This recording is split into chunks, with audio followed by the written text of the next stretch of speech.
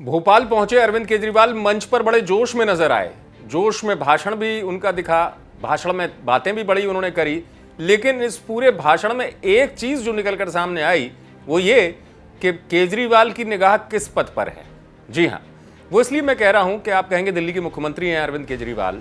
भोपाल पहुंचकर उन्होंने बार बार जिस चीज को निशाने पर लिया उससे एक तस्वीर जो सियासी तौर पर उभर रही वो ये है कि पीएम बनने की इच्छा केजरीवाल रखते हैं।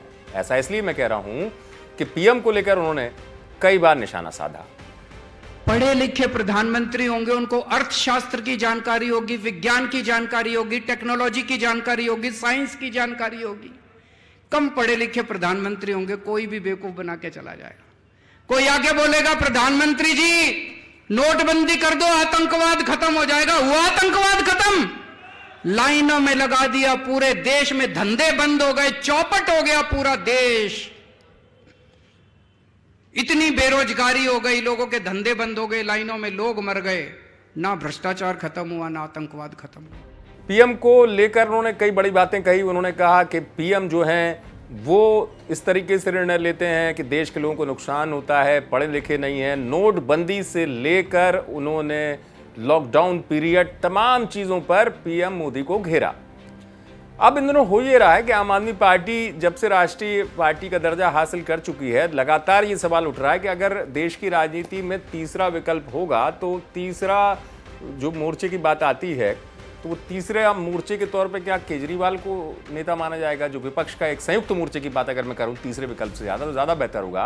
और इन दिनों केजरीवाल जिस तरीके से विस्तार कर रहे हैं अपनी पार्टी का, दिल्ली में सत्ता है, पंजाब में सत्ता बनी, भगवंत मान सीएम बन गए, गुजरात में चुनाव लड़ा, अब मध्य प्रदेश पर नजर है।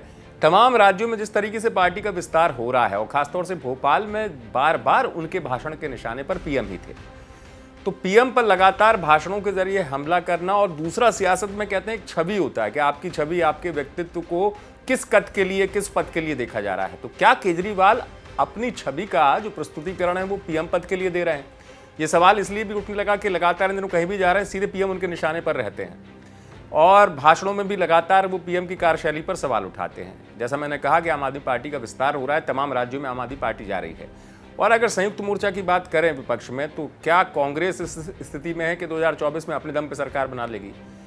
जो गणित है विपक्ष का वो यही है कि जो तमाम विपक्षी दल हैं वो एकजुट हों, उनमें तमाम पार्टियां शामिल हों और उनमें से कोई एक, यदि बीजेपी से ज़्यादा ये संख्या जुटाते हैं तो फिर चेहरा कौन होगा? तो अरविंद केजरीवाल को लेकर जो सियासी जानकार हैं वो ये कहते हैं कि अरविंद केजरीवाल अभी से इस तैयारी में हैं कि अगर ऐसी स्थिति आती है कि तमाम विपक्षी दलों की जो सीटों की संख्या है वो सत्ता बनाने के काबिल होगी, तो क्या अरविंद केजरीवाल चेहरा होंगे?